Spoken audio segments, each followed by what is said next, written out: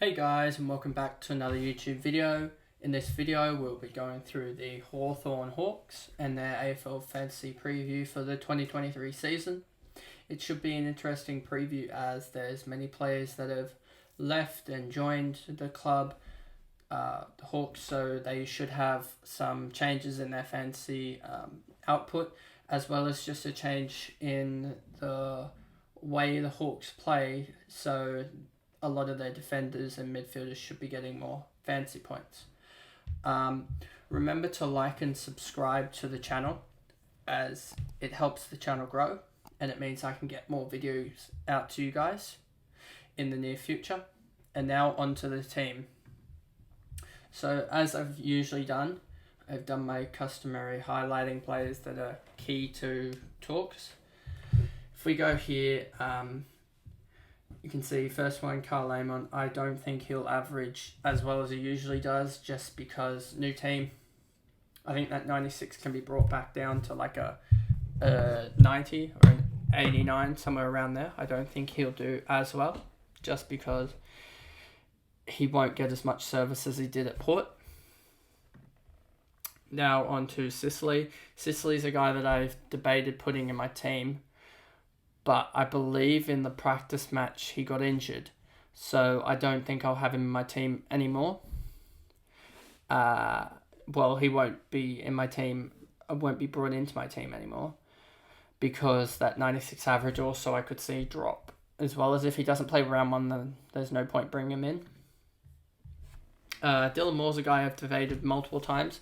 I think he's probably one of the only Hawks, him alongside Newcomb and Ward and Warple, that I would even consider putting in my team now that Sicily's gone down.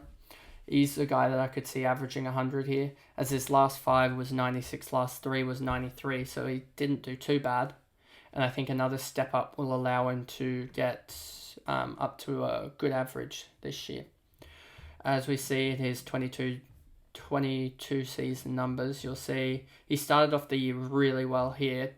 I don't know if that was in the midfield or not, and he just kept on going. And then I think he had this really lean patch here, and then after the bye he really became that. I think here they really started to phase out Mitchell from the midfield and they went for more of the guys for the future, and you can see with his scores here. So if he continues in the midfield, I think he could score really well. Now, Newcomb's a guy that I've debated having in my team. I just think he's probably a year too young for going up to that 100 or so. He could obviously be wrong. But if we look at Shearer, he's 2 years older than Newcomb, and that's why I've got in my team over Newcomb, as I think Shearer could easily go 100. But I don't disapprove of someone. I wouldn't negatively say, oh, that's a bad move putting in Newcomb here. I just think personally there's probably a little bit better options, but it's not as it's more marginal than bringing in some other players that will go on here. Morrison, just wouldn't go for him. Scrimshaw, no. Ward's another one. He's, I believe, if I bring up here, you can see here, doesn't really show it here, but from other AFL fantasy tweets about the practice match they had was saying that Ward was really good. As you see here, it looks like Fergus Green, who I do have in my team on the bench, will be a round one debut, or I guess a Hawthorn debut, I believe. And then you've got concussion for Cooper Stevens, rule him out. The ankle scare for James Sicily, so you could almost rule him out. And then Will Days, I don't know, maybe going down back. And you've got Lloyd Meek and Reeves, and who's going to be the ruck. And that's a major debate.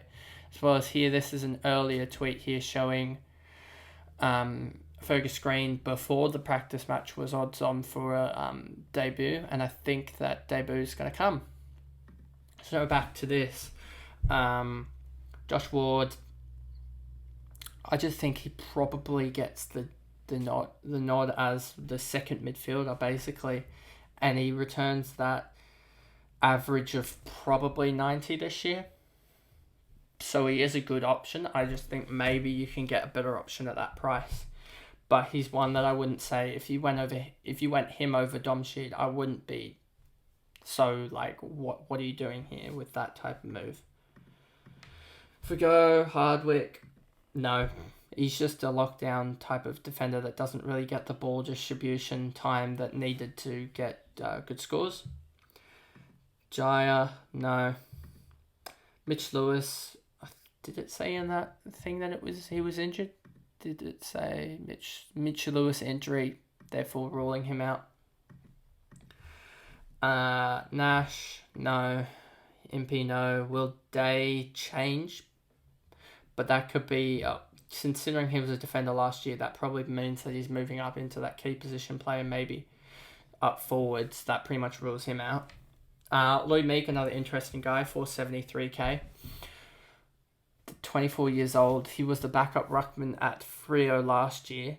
With him being at the Hawks now, does he go up to being the number one ruck? Or is he that second ruck that splits 40-60? It's going to be 60-40 for number one ruck and ruck two. It's just whether does he get that R1 spot, and if he does, do you think he'll increase in average? And I think he will. Like, I think there is scope for him to go 80-85 and really be of value in the ruck. But as of now, with the English scare, I went down to Wits, and that's opened up quite a lot in my team. Ned Reeves, I wouldn't go for at that price. It's actually sorted by averages, so there's a little bit out of price. So you have Bruce, no. Bramble, no. McDonald, not for that price. Wingard, Lynch, Long, he could break into the midfield. I'm pretty sure, I didn't put all the tweets up, but I'm pretty sure there's a tweet saying that Ned Long did pretty well in the practice matches. So he's one that you could look for. Frost, Kaczynski, no, none of these guys are really up. And then you have Weddle down here, who hasn't played, obviously. I think he plays round one. And he's probably another guy that you can put on your bench. I just have Lockie Cowan, as I think he'll be more of a distributing defender than Weddle. And I think Lockie Cowan will outscore him. And 24k, especially for rookies, saving 24k is huge for me at the moment, trying to find more value, as it allows me to get up to the likes of Wardlaw, who should play better. But we'll see. I think if Wardlaw doesn't play him, Johnson, there's some room for moving stuff around in my team. And that's about it for those guys. And then you have Cam McKenzie on the bench, another guy that I think impressed in the practice match. Let me just go back to this. It doesn't say here.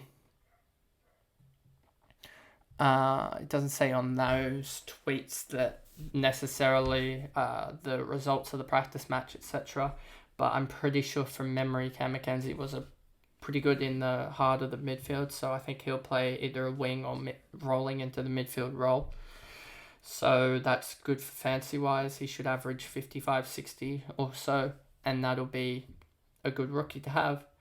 And then, like we talked about with Fergus Green, good guy to have, I think, given he spent 2 years out of the system. Was it 2020, 2021, didn't play, 2019, didn't play, 2018, played 5 games for 51. If we get 51 out of him, then that's great. We look here, he looks to be that type of Dylan Moore type guy that takes a lot of his points through marks. So if he can get something like that, then we're good. And I think he's mature age, he should do, as a 200k guy, mature age, he should do better than a lot of these rookies. And I don't think he'll put up as bad performances. And considering he's not a key forward, he shouldn't do as bad. So if I go back to here, that is my Hawthorn Fantasy Preview for 2023. Remember to like and subscribe and to share this video so that the channel can grow and I can get some better content out for you. And yeah, I'll see you in the next video. Thanks guys, and goodbye.